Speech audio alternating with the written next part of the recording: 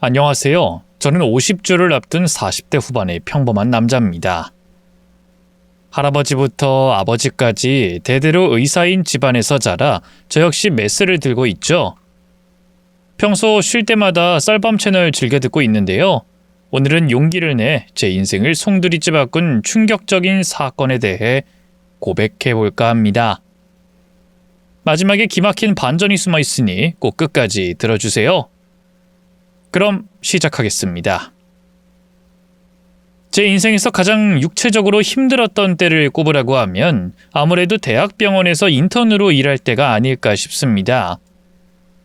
매일같이 쏟아지는 환자들, 검사 의뢰와 처치 지원으로 하루 24시간이 모자랄 지경이었죠.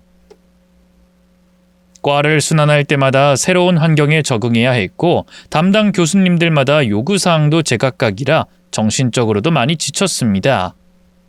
특히 밤샘 근무를 하며 응급 상황을 처리하다 보면 이러다 내가 죽는 게 아닐까 하는 두려움이 들곤 했네요.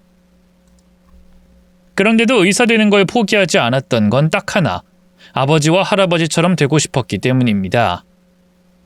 두 분 모두 대대로 지역사회에서 존경받는 의사였는데요. 어릴 때부터 늘 제게 의사의 본질을 강조하셨어요.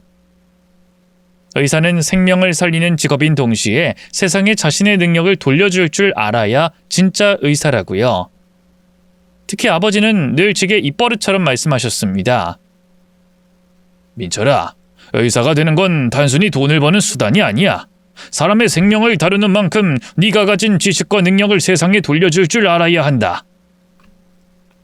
그런 가르침 덕분이었을까요? 저는 바쁜 병원 생활 와중에도 의료봉사 활동만큼은 빼놓지 않았습니다. 주말이면 틈틈이 시간을 내어 농촌 마을이나 노숙자 쉼터 같은 곳으로 찾아갔죠. 솔직히 피곤할 때도 많았지만 환자들이 제 손을 붙잡고 감사하다고 말할 때면 그 모든 피로가 눈 녹듯 사라지더군요.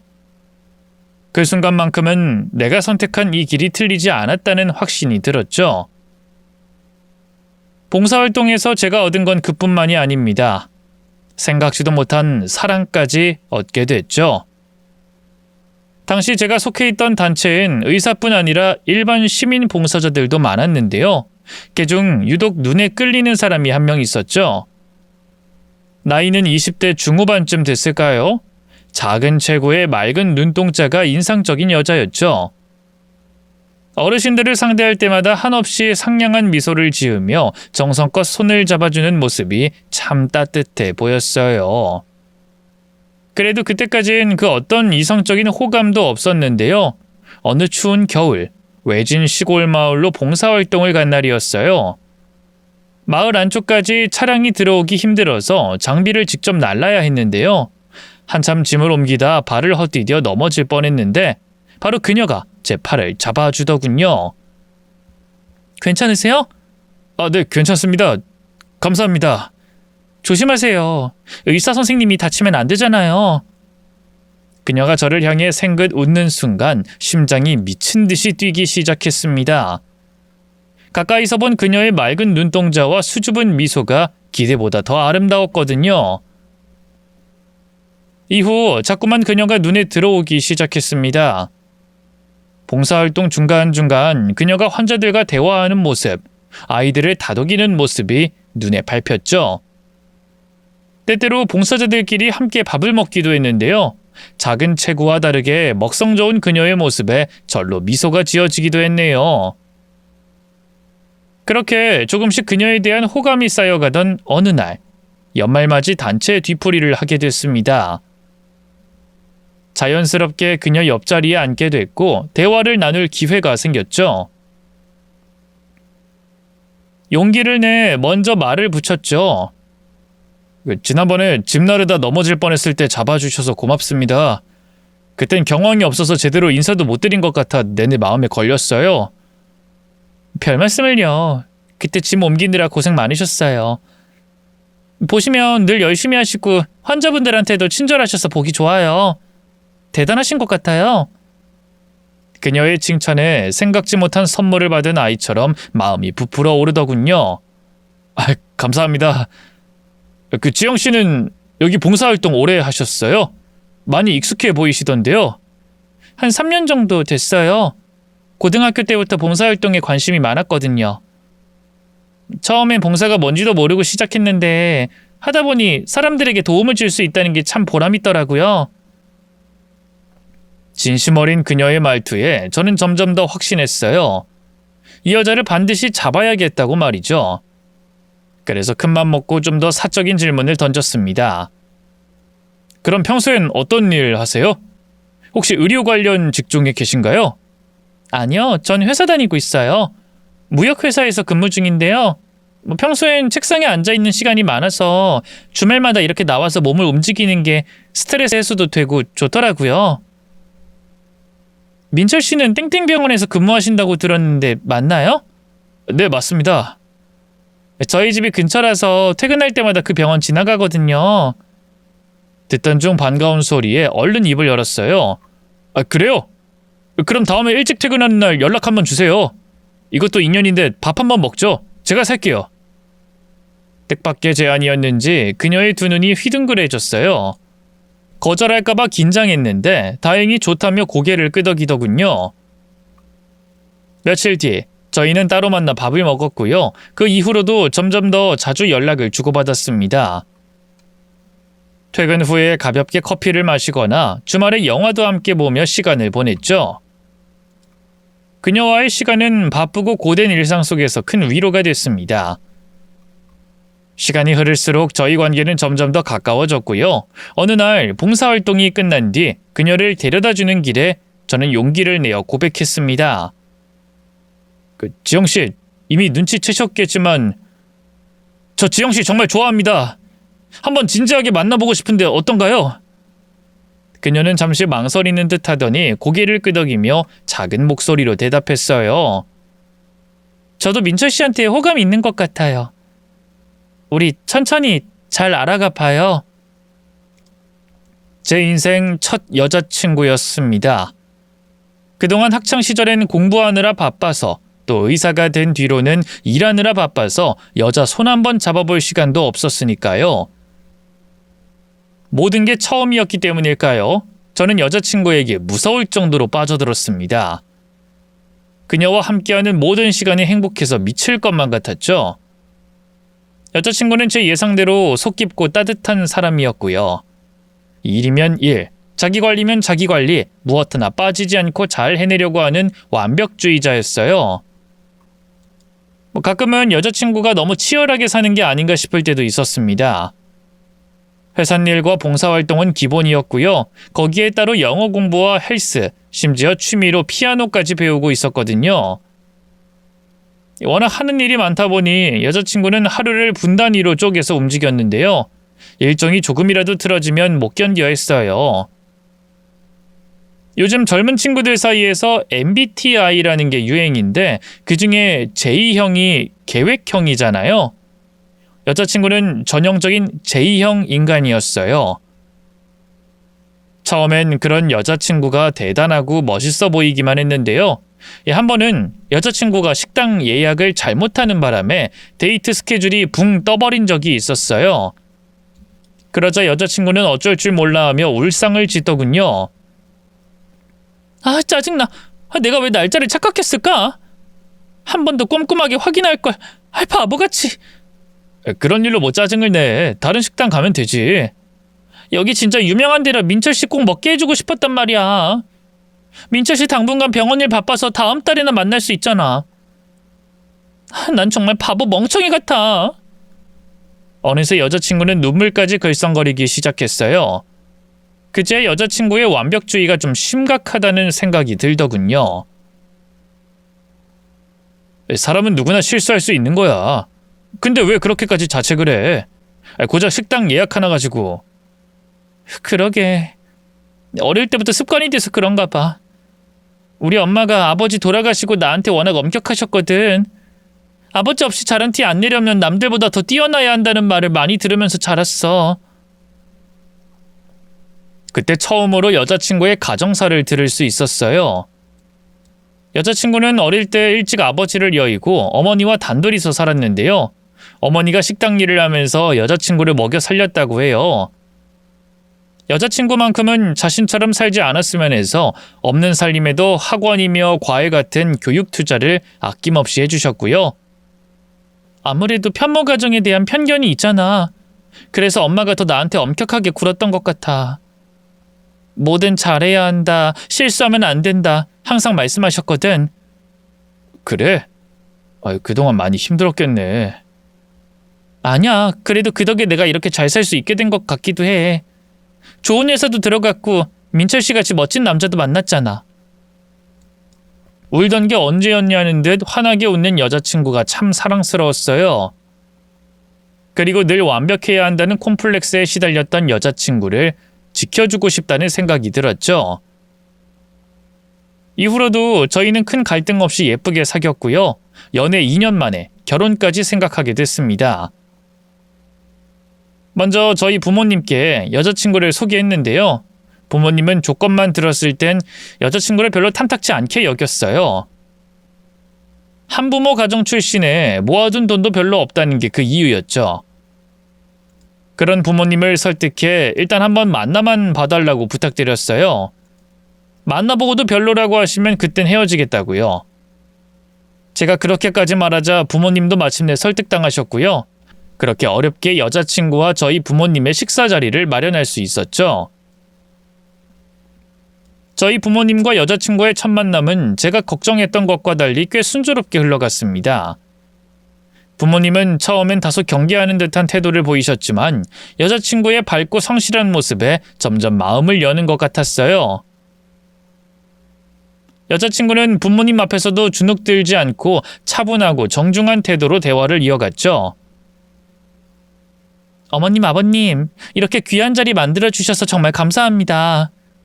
오늘 처음 뵀지만 그동안 민철 씨에게 이런저런 얘기 많이 전해 들었어요. 민철 씨가 의료봉사활동을 꾸준히 하고 있는 것도 다 두 분의 영향이라고요. 이렇게 훌륭한 부모님 밑에서 자라서 민철 씨가 그렇게 따뜻하고 멋진 사람이 됐나 봐요. 여자친구의 진심 어린 말에 어머니의 표정이 한결 누그러지는 게 보였습니다. 아버지도 여자친구에게 몇 가지 질문을 던지며 관심을 보이셨죠. 지영 씨도 평소 봉사활동을 많이 한다고 들었는데 직장 생활하면서 시간 내는 게 힘들지 않아요? 맞아요. 사실 회사 일이 바빠서 시간이 부족하긴 해요. 그래도 어려운 사람들에게 작은 도움이라도 줄 수 있다는 게 너무 보람차더라고요. 엄마도 자랑스러워 하시고요. 어머님께서는 바깥분 돌아가시고 식당 일 하신다고?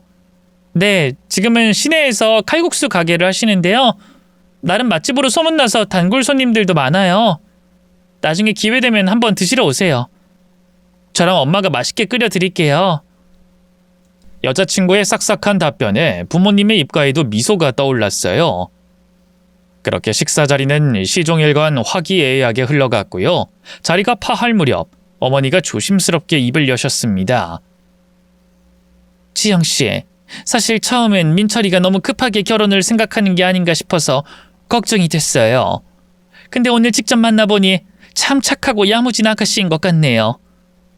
앞으로 우리 민철이 잘 부탁해요. 어머니의 말이 퍽 감격스러웠던 걸까요? 여자친구가 눈시울을 살짝 붉히며 고개를 숙였어요. 그렇게 말씀해 주셔서 감사합니다, 어머님. 제가 참 부족한 게 많은 사람이지만 앞으로 민철 씨와 행복하게 잘 살 수 있도록 노력할게요. 그렇게 여자친구는 무사히 저희 집 세 식구로 인정을 받았고요. 다음은 제 차례였어요. 약속을 잡고 예비 처갓집에 인사드리러 가는 날 어찌나 긴장이 되던지요. 아무렇지 않게 이 일을 해낸 여자친구가 참 대단해 보일 정도였네요. 여자친구네 집은 시 외곽에 있는 작은 빌라였는데요. 초인종을 누르자 문이 열렸고 예비 장모님과 여자친구가 환하게 웃으며 저를 맞아주셨죠. 어서 와요. 오는데 힘들었죠? 힘들긴요. 우선 이거부터 받으세요, 어머님. 전 미리 사온 꽃다발과 한우 세트를 예비 장모님에게 내밀었어요. 제 나름의 잘 봐달라는 뇌물이었죠. 장모님은 뭐 이런 걸 다 사왔냐고 하면서도 한박 웃음을 지으며 선물을 받아가더군요. 여자친구 얘기만 들었을 땐 엄한 분인 것 같아 걱정했는데 생각보다 인상도 좋으시고 서글서글한 분인 것 같더라고요. 집 안으로 들어가니 여자 둘이 사는 집답게 아기자기하고 따뜻한 분위기가 물씬 느껴졌어요.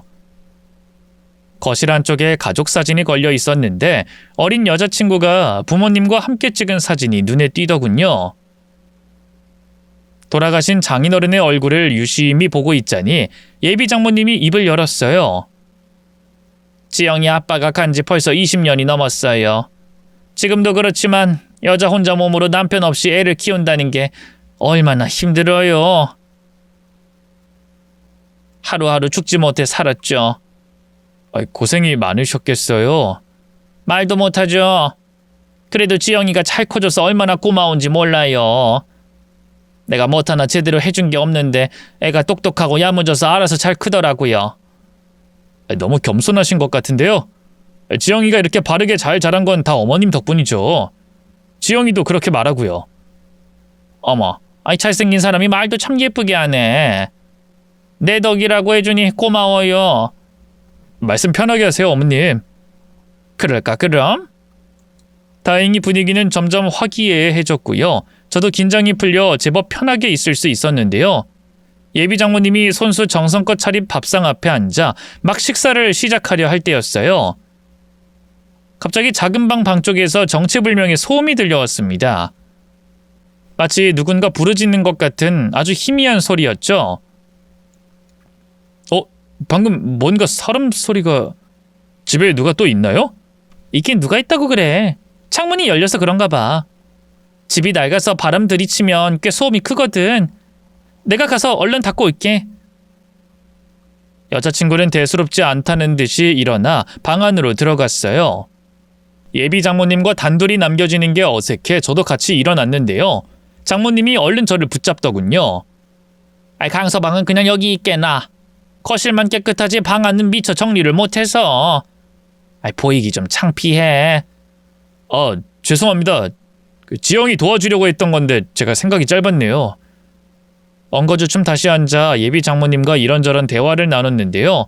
얼마 안가 여자친구가 다시 거실로 나왔어요. 창문이 좀 열려 있었어. 닫았으니까 이제 괜찮아. 내가 아까 환기시킨다고 잠깐 열어두고 깜빡했나 보다. 이제 다들 얼른 밥 먹어. 국 다 식겠네. 네, 잘 먹겠습니다, 어머님. 그 뒤로는 별다른 일 없이 식사 자리도 무사히 마무리됐어요. 예비 장모님은 마지막까지 저를 붙들고 이런저런 이야기를 하며 딸을 잘 부탁한다고 하셨죠. 양가 부모님의 허락을 받은 뒤 결혼 준비는 순풍에 돛을 단 배처럼 순조롭게 진행됐고요. 여자친구네 집에서 들었던 기묘한 소음에 대해선 까맣게 잊어버렸습니다. 아내는 결혼 전이나 후나 제게 완벽한 사람이었어요. 회사에서도 인정받는 커리어 우먼이었고 바쁜 와중에도 집안일을 소홀히 하지 않았어요. 집안은 늘 깔끔하게 정리정돈 돼 있었고요. 어쩌다 제가 집에서 밥을 먹는 날이면 손수 따뜻한 밥상을 차려줬죠. 제 입이 좀 까다로운 편인데도 아내 요리는 늘 맛있었는데요. 알고 보니 저 모르게 따로 요리 수업까지 들었더라고요. 아내는 저희 부모님에게도 참 잘했어요. 자주 연락을 드리며 안부를 묻는 건 기본이고요. 특별한 날이 아니더라도 곧잘 저희 부모님께 제철 과일이나 꽃 같은 걸 선물로 보내곤 했어요. 부모님이 예뻐하지 않으려고 해도 예뻐하지 않을 수가 없었죠. 지영이 넌 정말 1등 며느리감이야. 주변에서 의사 아들 병원 차려줄 부잣집으로 장가 보내지 그랬냐고들 하는데 우리 집이 돈이 없니 뭐가 없니? 병원이야 우리 돈으로 차려주면 그만인 것을. 지영이 너처럼 심성곱고 착한 며느리를 어디서 또 얻는다고. 안 그러니? 어머니는 입에 침이 마르도록 아내를 칭찬하곤 했는데요. 그럴 때마다 아내는 수줍게 웃으면서 두 눈을 내리깔았죠. 그때만 해도 꿈에도 몰랐어요. 아내에게 전혀 다른 두 얼굴이 있다는 걸 말이죠. 완벽했던 아내가 달라진 건 결혼한 지 4년이 좀 넘었을 때였어요. 그때까지도 저희 부부는 아이를 갖지 않은 상태였는데요. 더 정확히 말하면 안 가진 게 아니라 못 가진 거였어요. 아내도 저도 별 문제 없이 건강한데 이상하게 아이만큼은 생기질 않더군요. 난임 치료도 고민해봤는데요. 아내가 생각보다 거부감이 심하더라고요. 남자야 그냥 심한 채취하면 끝이지만 여자는 아니잖아. 꼬박꼬박 약도 먹어야 되고 주사도 엄청 맞아야 하고 바보 같은 말일 수 있겠지만 난 그게 좀 무서워, 여보. 그게 왜 바보 같아? 충분히 무서울 수 있지. 남자에 비해 여자가 더 고생하는 것도 맞고. 근데 대부분의 남자들이 다 그렇겠지만 나도 아이는 꼭 갖고 싶거든? 그러니까 당신도 조금씩 각오를 다져줬으면 좋겠어. 내가 옆에 있잖아. 당신이 무섭고 힘들 때마다 내가 옆에서 지켜줄게. 그치. 언젠가 아이를 낳긴 낳아야겠지. 어머님 아버님도 계속 기다리고 계시니까. 근데 모르겠다.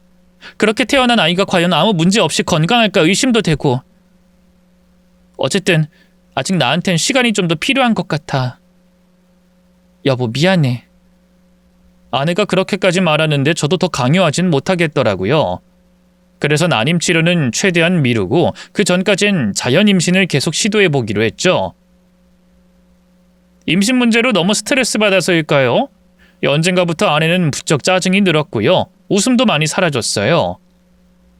설상가상 장모님이 갑작스럽게 치매를 앓게 되면서 아내의 상태는 더 나빠졌습니다. 처음엔 단순한 건망증 정도로 생각했어요. 저희 집 동호수를 착각하신다거나 자주 가시던 시장에서 길을 잃고 헤매는 정도였거든요. 아내도 엄마가 요즘 좀 피곤하셔서 그런가 봐.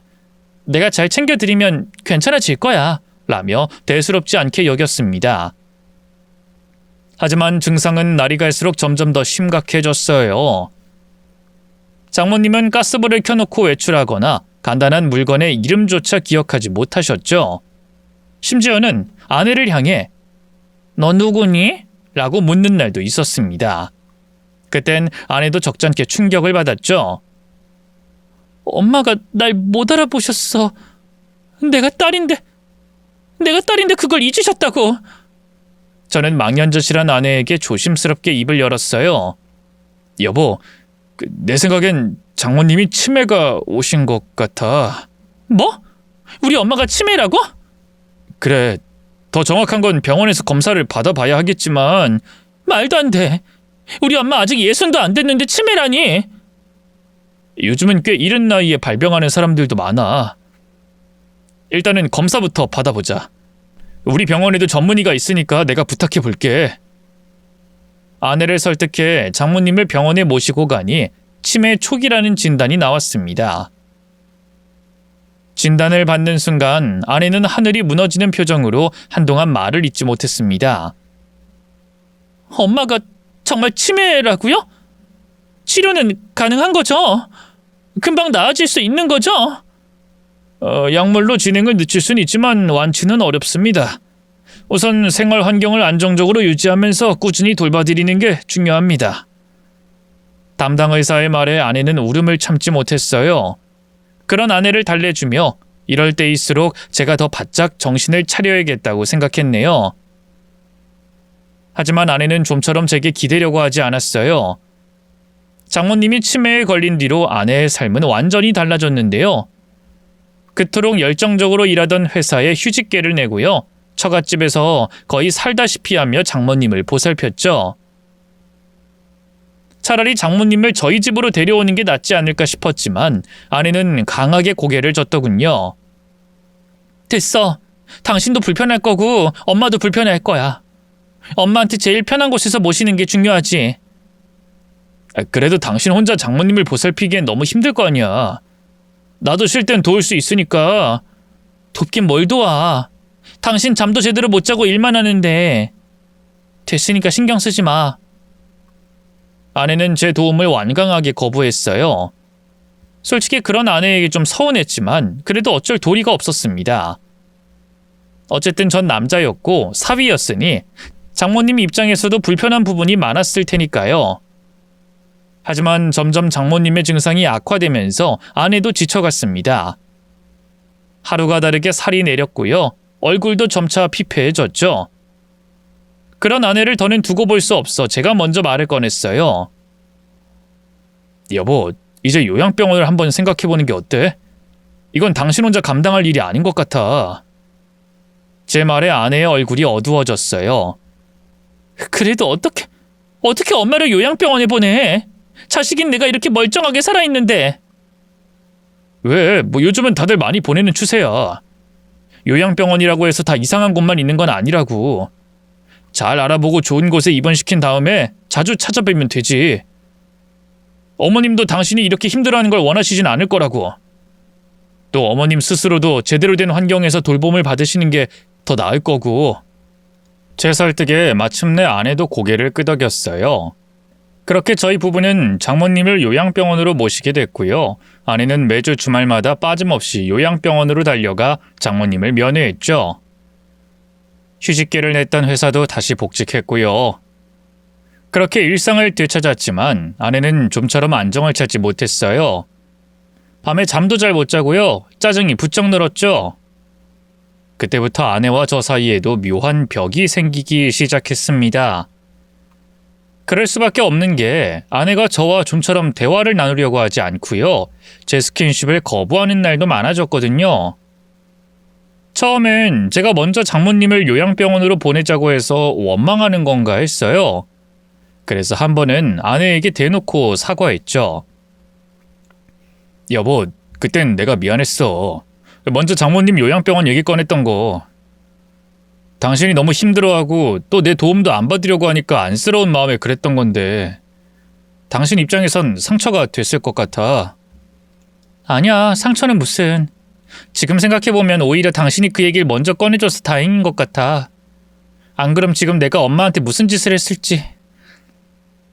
됐고, 이런 얘긴 그만하고 싶다. 나 먼저 잘게. 아내는 제 사과에 괜찮다고 말해줬지만 더 깊은 대화는 거부하며 자리를 피해버렸어요. 그 이후 저를 대하는 태도도 크게 달라지지 않았죠. 같이 시간을 보내는 것도 불편해했고요. 잠자리도 마찬가지였네요. 아내는 그럴 때마다 요즘 너무 피곤해서 그래 라는 말로 넘어가려 했지만 그게 전부가 아니라는 느낌이 들었습니다. 그러던 어느 날이었어요. 모처럼 말해 쉬는 날이라 집에서 하루 종일 시간을 보냈는데요. 아내가 퇴근 시간이 훌쩍 지나도록 집에 돌아오지 않는 거예요. 걱정이 돼 바로 전화를 걸었죠. 여보, 어디야? 오늘 왜 이렇게 늦어? 아, 회사 일이 좀 늦어졌어. 당신 오늘 쉬는 날이었어? 내가 어제 말했잖아. 기억 안 나? 미안해, 깜빡했네. 곧 들어갈게. 언제쯤 오는데? 그건 봐야 알 것 같아. 나중에 얘기하자. 운전 중이야. 아내는 제가 대답할 틈도 주지 않고 전화를 끊어버렸어요. 근데 참 이상하죠? 아내가 뭔가 숨기고 있다는 느낌이 강하게 들었습니다. 그래서 현관문에 달아둔 문 열림 알람을 핸드폰 앱과 연결시켜 그간의 내역을 살펴봤어요. 현관문이 언제 열리고 닫혔는지를 실시간으로 기록해주는 방범용 기기였는데요. 놀랍게도 아내는 제가 없는 날에도 매번 늦게 집에 돌아왔더군요. 보통은 6시 칼퇴하는 사람인데 앱에 찍힌 기록을 보면 기본이 밤 9시 10시였고요. 심지어 제가 당직을 하는 날엔 자정이 넘어 들어오기도 했더라고요. 제일 먼저 든 의심은 아내의 외도였어요. 그거라면 아내가 요즘 저와의 스킨십을 피하는 것도 이해가 갔죠. 며칠 뒤 저는 병원에 대충 일이 있다고 둘러대 하루 휴가를 얻어냈고요. 퇴근 시간쯤에 맞춰 아내의 회사 앞으로 몰래 찾아갔어요. 그리고 주차장에 차를 댄 뒤 아내가 나오기만을 기다렸죠. 아내 회사 주차장에 숨어 있다 보니 심장이 터질 듯 긴장되더군요.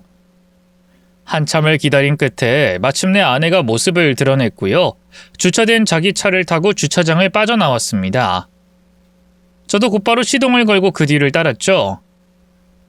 아내는 집으로 곧장 가는 대신 도심 반대편으로 차를 몰더니 한참을 더 운전한 끝에 외진 동네로 들어가더군요. 최대한 티나지 않게 적정거리를 유지하려고 했는데요. 아무래도 퇴근길이라 다른 차들도 많아서 쉽진 않더라고요. 대체 어딜 가는 거야? 저는 긴장한 채로 그런 아내의 뒤를 계속 쫓았습니다. 아내가 집이 아닌 제가 모르는 곳으로 가고 있다는 걸 인지한 순간부터 목구멍이 콱 막혔고요. 심장이 칼에 베인 듯 쓰라리더군요. 그런데 바로 그때였어요. 갑자기 신호가 없는 사거리에서 트럭이 제 앞을 가로막아 버리는 게 아니겠어요? 순식간에 시야가 확 막혀버렸죠. 아이씨. 트럭이 서행하면서 제 차는 그 뒤에 갇혀 꼼짝도 할 수 없었습니다. 아내의 차는 점점 더 멀어져 갔고요. 끝내 골목길에서 사라져버렸죠. 트럭이 비켜난 뒤 급히 골목길을 돌며 그녀의 차를 찾아봤지만 이미 한참 늦은 뒤였어요. 주변에 세워둔 차들도 많고 어둑어둑한 밤길이라 더는 추적이 불가능했네요.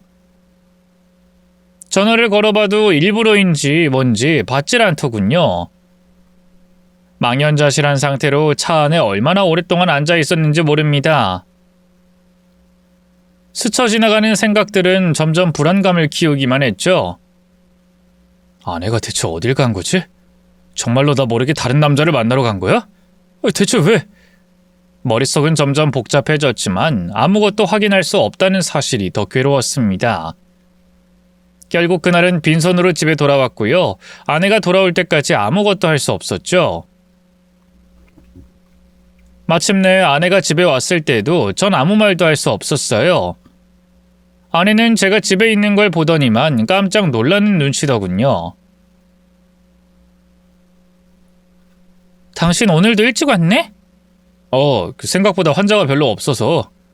그럼 말이라도 해주지. 밥은 먹었어? 아니, 그보다 당신 말이야, 오늘. 아내의 외도를 따져 물으려던 저는 이내 마음을 바꿨어요. 바람 피우는 사람이 묻는다고 솔직하게 말해줄 리도 없고 차라리 아내가 모를 때 결정적인 증거를 찾아두는 게 낫겠다고 판단했죠. 오늘 뭐? 아니야, 아무것도. 나 밥은 됐으니까 먼저 잘게. 그날 밤 저는 거의 뜬 눈으로 밤을 새우다시피 했어요. 거의 해가 뜨고 나서야 잠이 들었는데요. 눈을 떠보니 이미 시간은 정오를 지나 있더군요. 아내는 벌써 출근한 뒤였고요. 제 핸드폰은 병원에서 온 연락으로 불이 나 있었죠. 몸이 아프단 핑계로 하루 더 휴가를 얻어내고요. 뭘 할까 하다가 안방 옷장과 서랍 등 여기저기를 뒤지기 시작했습니다. 뭔가 아내의 외도 증거가 있지 않을까 싶어서 말이죠. 결코 자랑스럽지 않은 행동이었지만 이대로 그냥 두고 볼 수만은 없는 노릇이잖아요. 뭐라도 건지길 바랬건만 특별히 의심 갈 만한 물건은 없었어요. 실망하며 안방을 나오려는데 문득 안방 구석에 있는 협탁 밑에 삐죽이 튀어나온 작은 상자가 눈에 띄더군요. 상자를 열어보니 웬 종이 뭉치가 나왔는데요. 자세히 읽어보니 아내 이름으로 된 아파트 계약서였어요. 처음엔 장모님이 살던 집인가 했는데요. 주소를 본 순간 경악할 수밖에 없었습니다. 주소가 며칠 전 아내가 사라졌던 바로 그 동네였거든요. 그걸 깨닫고 나니 머릿속이 새하얘졌습니다. 아내가 제게 숨기고 있던 비밀이 여기에 있다는 느낌이 강하게 들었죠. 저는 서둘러 집 밖으로 뛰쳐나왔고요. 그 주소를 내비게이션에 입력하고 차를 몰았습니다. 도착한 곳은 예상대로 며칠 전 아내를 놓쳤던 바로 그 동네였습니다. 저는 심장이 터질 것 같은 긴장감 속에서 주소 속의 그 아파트로 향했죠. 낡은 아파트라 그런지 따로 공동현관이랄 것도 없어 바로 건물 안으로 들어갔고요. 별 어려움 없이 그 집 현관문 앞에 설 수 있었습니다. 문에는 비밀번호가 걸려 있었지만 아내의 생일이며 전화번호 뒷자리 등 이것저것 눌러보니 어느 순간 문이 열리더군요. 조심스럽게 문을 열고 안으로 들어가자 무거운 공기가 가득 찬 낯선 거실이 눈앞에 펼쳐졌습니다. 아니, 그 공간을 거실이라고 표현해도 될지 잘 모르겠군요. 그 흔한 식탁이나 장식장 하나 없이 텅 빈 공간엔 냉장고 하나만 덩그러니 놓여 있었고요. 바닥엔 정체를 알 수 없는 온갖 오물과 쓰레기가 뒤섞여 있었어요. 도무지 사람이 사는 집이라고는 생각할 수 없었죠. 아내와 외도 중인 상간남의 집이 아닐까 예상했던 저로선 당황스러울 수밖에 없었네요. 신발을 벗는 것도 망설여져 신은 채로 여기저기 둘러봤는데요. 바로 그때 방 안쪽에서 희미한 소리가 들려왔습니다. 여자의 목소리 같기도 하고 약한 신음소리 같기도 했죠. 누구 있어요? 떨리는 목소리로 소리쳤지만 돌아오는 대답은 없었습니다. 고민하다 조심스럽게 방 안으로 다가가 문을 열었는데요. 이윽고 눈앞에 펼쳐진 광경에 저는 얼어붙고 말았습니다. 방 한가운데 커다란 침대가 놓여 있었고요. 그 위에 웬 여자가 누워 있었는데요. 여자의 손목과 발목은 침대에 묶여 있었고 두 눈은 두려움으로 가득 차 있었어요. 저를 발견한 여자가 미친 듯이 몸부림치기 시작했어요. 억눌린 듯한 비명도 내질렀죠. 자세히 보니 입에 재갈이 물려 있더군요. 망설이다 다가가 여자의 재갈을 풀어줬어요. 그러자 여자가 어눌한 말투로 울면서 애원하더군요. 아저씨, 경찰 좀 불러주세요. 제발요. 저 좀 살려주세요. 살려달라뇨? 그게 무슨 말입니까? 누가 당신을 죽이려고 했어요? 네, 언니가요. 우리 언니가 절 죽이려고 해요. 무서워요. 엄마 보고 싶어요. 언니가 누군데요? 네? 우리 언니요. 우리 언니 무서워요. 여자는 계속해서 언니가 무섭다, 엄마가 보고 싶다는 말만 반복했어요. 처음엔 너무 공포에 질려서 그런 줄 알았는데요. 의사로서 자세히 살펴보니 장애가 있는 것 같더군요. 얼굴 근육의 움직임이나 행동 거지를 봤을 땐 뇌성마비 환자인 것 같았어요. 그리고 그 여자의 상태를 확인하기 위해 유심히 얼굴을 살피면서 저는 묘한 기시감을 느끼고 말았습니다. 충격적이게도 그 여자는 아내와 몹시 닮아 있었어요. 아니, 그냥 닮은 정도가 아니라 아예 똑같이 생겼죠. 혹시 언니 이름이 한지영입니까? 어머니 성함은 강옥순이고. 언니 무서워요. 살려줘요, 아저씨. 경찰 불러주세요. 언니가 날 죽이려고 해요. 여자와는 도무지 정상적인 의사소통이 되는 상황이 아니었어요. 뇌성마비를 앓고 있는 데다 오랜 시간 묶인 채로 학대를 받았는지 건강 상태도 그리 좋지 않았거든요. 저는 우선 여자의 결박된 손과 발을 풀어주고요. 바로 여자를 병원으로 데려갔습니다. 어쩌면 이게 아내에게 큰 위협이 될 수도 있다는 생각이 들었지만 눈앞에 죽어가는 환자가 있는데 외면할 수는 없었네요. 병원에서 여자는 정밀검사와 집중치료를 받았습니다. 담당 의사 역시 저와 마찬가지로 여자가 뇌성마비를 앓고 있으며 오랜 시간 학대를 받아온 것 같다고 하더군요. 몸 여기저기에 맞고 꼬집힌 흔적이 있습니다. 보아하니 밥도 제대로 못 챙겨 먹은 것 같고 거의 영양실조 상태나 다름없어요. 죽으라고 고사를 지는 것도 아니고 대체 보호자가 누굽니까? 의사의 말에 저는 아무 말도 할 수 없었어요. 여자의 정체가 어렴풋하게 짐작이 가긴 했지만 확신할 수는 없었으니까요. 여자가 어느 정도 안정을 찾은 뒤 저는 여자와 다시 독대했습니다. 이번엔 핸드폰 안에 있던 아내와 장모님 사진을 보여주면서 물었죠. 이 사람들 누군지 알겠어요? 그러자 여자가 고개를 끄덕이더군요. 우리 언니랑 엄마예요. 엄마 어딨어요? 엄마 보고 싶어요. 여자의 입에서 잔혹한 진실을 확인받는 순간 심장이 철렁 내려앉았습니다. 그리고 기막힌 타이밍으로 아내에게서 연락이 왔죠. 아내는 몹시 불안해 보였어요. 여보, 혹시 당신 그 집에 갔었어? 안방에 아파트 계약서가 나와 있던데. 나 지금 당신 동생이랑 같이 병원에 있어. 당장 이리로 튀어와. 뭐? 그게 대체 무슨 말이야? 내 동생이라니. 너는 잡아댈 생각하지 마. 아니면 그냥 당신 얘기 안 듣고 내가 바로 경찰서로 가면 좋겠어? 제 말에 아내는 아무 말도 하지 못했어요. 잠시 후 아내가 제가 알려준 병원으로 찾아왔고요. 여자, 아니 처제는 아내를 보자마자 경기를 일으키기 시작했습니다. 잘못했어요. 잘못했어요, 언니. 수영이 무서워요. 수영이 엄마 보고 싶어요. 안 되겠다 싶어 아내를 데리고 밖으로 나왔어요. 그리고 병원 옥상으로 올라가 단둘이 대화를 시작했죠. 사실대로 말해봐. 이게 대체 어떻게 된 일이야? 이제 와서 뭘 알고 싶은 건데? 다 봤잖아. 나 모르게 아파트까지 찾아가서 전부 다 당신 눈으로 확인했잖아. 어떻게 나한테 말도 없이 그 집을 가볼 생각을 해? 적어도 수영이 걔 발견했을 땐 그때라도 나한테 연락을 했어야지. 이렇게 병원부터 데려오면 어떡하냔 말이야. 다 기록에 남을 거고 병원 측에서 경찰에도 연락할 텐데. 아내는 적반하장식으로 소리를 지르기 시작했어요. 모든 걸 포기한 사람처럼 보이기도 했죠. 그럼 그냥 거기서 죽게 뒀어야 한다는 거야? 며칠을 굶겼는지 말도 못하게 말라 있었고 온몸은 멍투성이해. 정신도 온전치 않아 보였다고? 그녀는 원래 날 때부터 정신이 온전치 않았어. 딱 봐도 정상 아닌 거 모르겠어? 꾸준히 봉사까지 할 정도로 천사 같던 아내의 입에서 거친 욕설이 튀어나오자 당혹스러웠어요. 제가 알던 그 아내가 맞나 싶었죠. 그러거나 말거나 아내는 계속해서 말을 이었습니다. 그래, 이렇게 된 거 다 사실대로 말할게. 그동안 나도 감추고 살면서 힘들었어. 그 미친년 내 쌍둥이야. 1분 차이긴 한데 내가 먼저 태어났으니까 걘 동생이라고 해야 하나? 뭐? 그럼 쌍둥이 동생이 있는데 지금까지 나한테 말을 안 한 거란 말이야? 어떻게 그럴 수가 있어? 굳이 말할 이유가 있어? 걔 애초에 태어나지 말았어야 할 존재야. 내가 걔 때문에 얼마나 지옥 같은 삶을 살았는지 당신은 모를 거야. 걔 치료비로만 수천만 원 깨져서 집은 늘 찢어지게 가난했고 엄마랑 아버지는 늘 싸우기만 했어.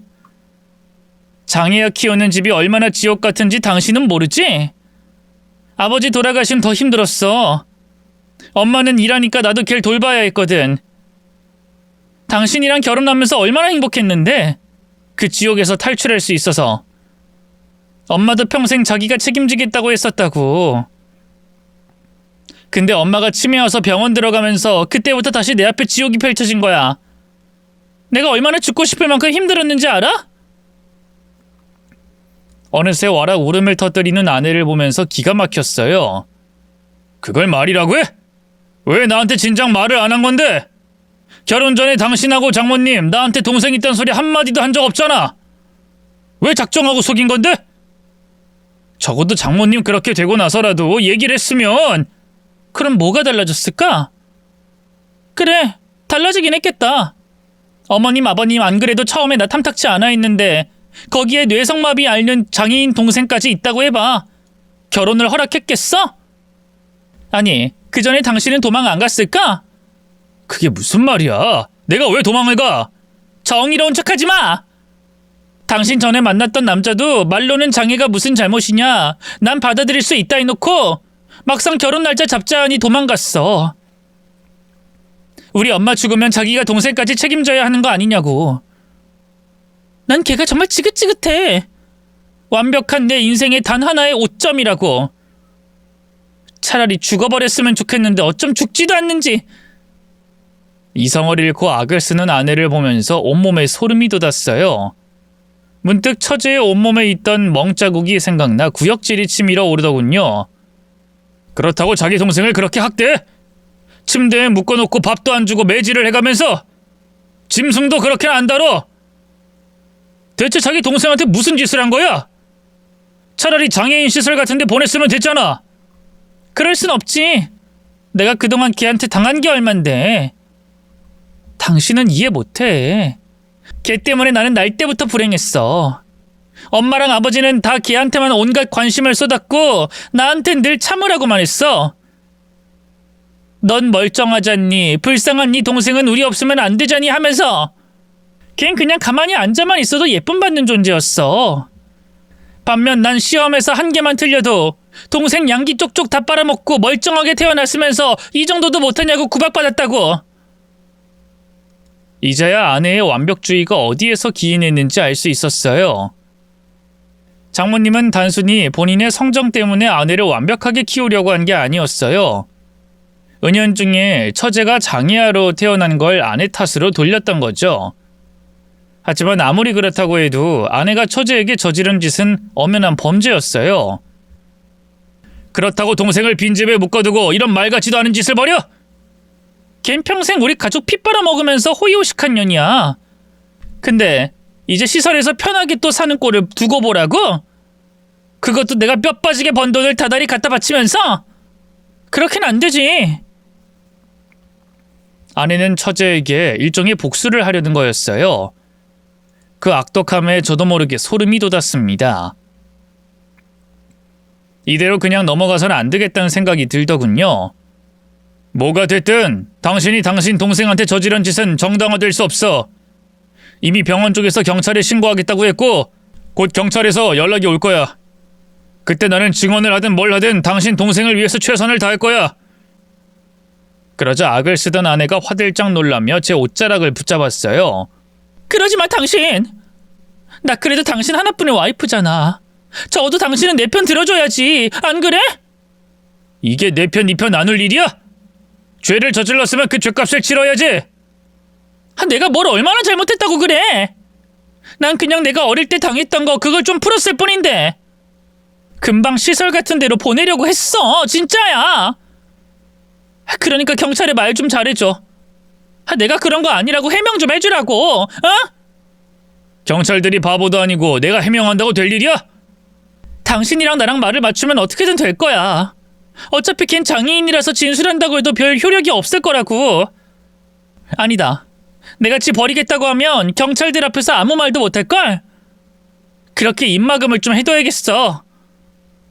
반성하긴커녕 처제의 입을 또다시 폭력으로 막을 생각을 하는 아내를 보면서 진저리가 쳐졌어요. 저도 모르게 가슴 깊숙한 곳에서부터 분노가 치밀어 올라 아내의 뺨을 때렸죠. 당신 제정신이야?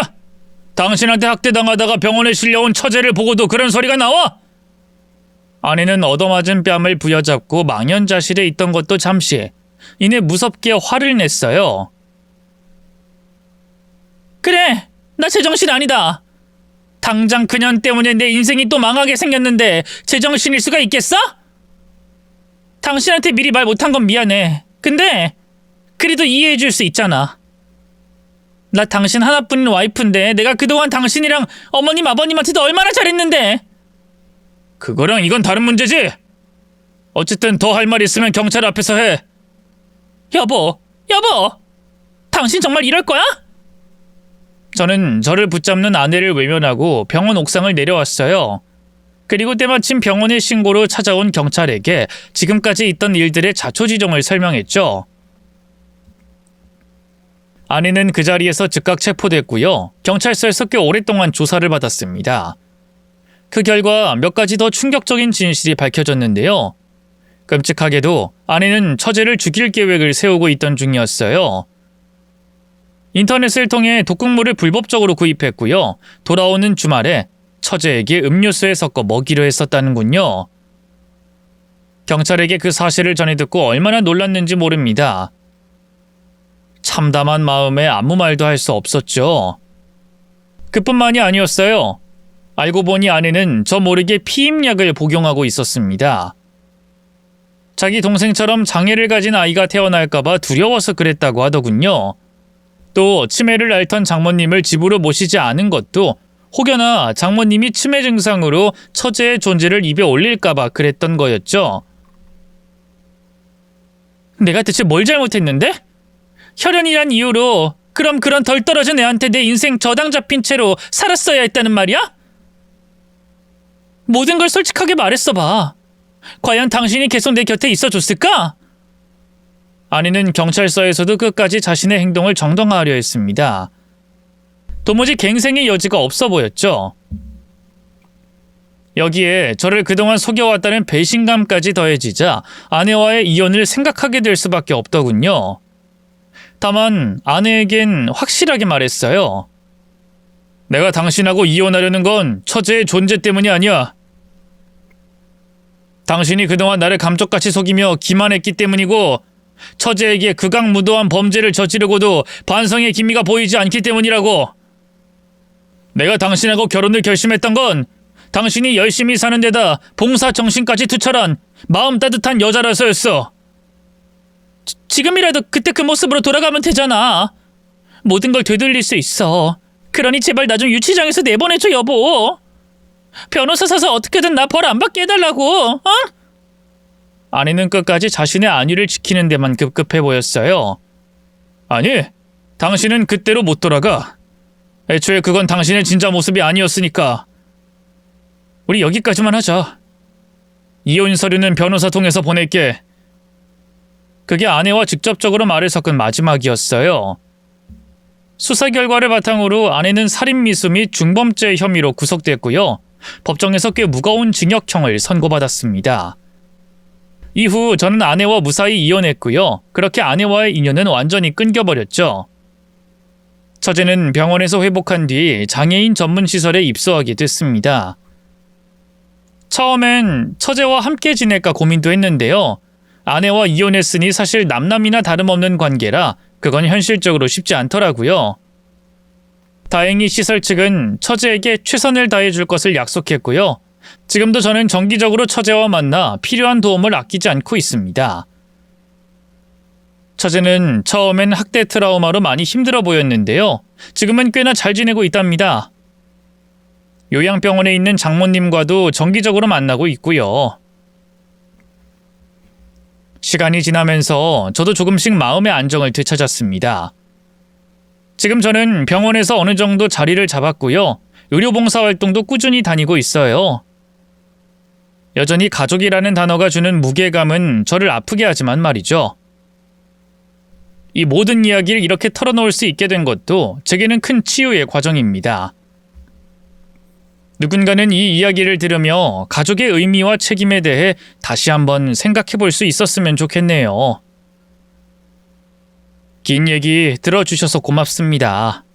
모두 건강하세요.